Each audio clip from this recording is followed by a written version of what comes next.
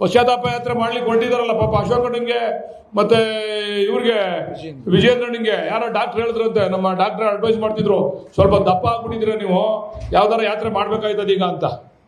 ಅವ್ರು ಸ್ವಲ್ಪ ಅಶೋಕಣ್ಣ ನೋಡಿದಿರಲ್ಲ ನೀವು, ಸ್ವಲ್ಪ ದಪ್ಪ ಆಗ್ಬಿಟ್ಟವ್ರು. ಇತ್ತೀಚೆಗಂತೂ ಸ್ವಲ್ಪ ಜಾಸ್ತಿ ದಪ್ಪ ಆಗ್ಬಿಟ್ಟವ್ರು ಅಶೋಕಣ್ಣ, ವಿಜೇಂದ್ರಣ್ಣ. ಸ್ವಲ್ಪ BP ಶುಗರ್ ನಿಮ್ಗೆ ಜಾಸ್ತಿ ಆಗದೆ, ನೀವೇನಾರ ಒಂದು ಹುಡುಕಿ ಅಂತ ಹೇಳ್ತಿದ್ರು.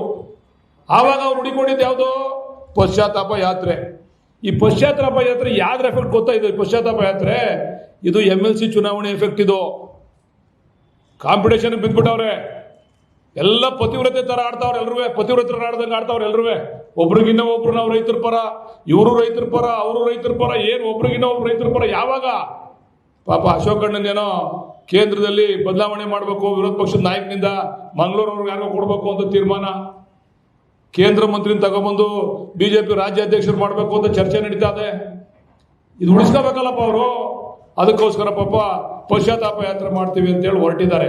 ಪಶ್ಚಾತ್ತಾಪ ನೀವು ಮಾಡ್ತಾ ಇರ್ತಕ್ಕಂಥದ್ದು ಪ್ರಾಯಶ್ಚಿತ ಯಾತ್ರೆ. ಪ್ರಾಯಶ್ಚಿತಕ್ಕೋಸ್ಕರ ನೀವು ಮಾಡಿದಂಥ ಪಾಪದ ಪ್ರಾಯಶ್ಚಿತಕ್ಕೋಸ್ಕರ ನೀವು ಮಾಡ್ತೀರಾ. ನಿಮ್ಮ ಯಾತ್ರೆ ಮಾಡೋದ್ರಲ್ಲಿ ನಮ್ದೇನು ತಕರಾರಿಲ್ಲ. ಆದರೆ ನಾವು ಹೇಳ್ತಕ್ಕಂಥ ಪ್ರಶ್ನೆಗಳಿಗೆ ದಯಮಾಡಿ ಸಾರ್ವಜನಿಕವಾಗಿ ಉತ್ತರ ಕೊಟ್ಬಿಟ್ಟು ಮಾಡಿ. ನೀವು ನಮ್ದೇನು ತಕರಾರಿಲ್ಲ.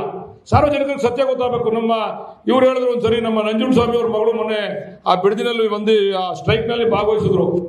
ಅವ್ರು ಹೇಳಿದ್ರು, ರಾಜಕಾರಣಿಗಳಿಗೆ ನಿಮ್ಗೆ ಯಾರಿಗೂ ಕೂಡ ಈ ಶಾಲನ್ನ ಹಾಕೊಳ್ಳೋದಕ್ಕೆ ಯೋಗ್ಯತೆ ಇಲ್ಲ.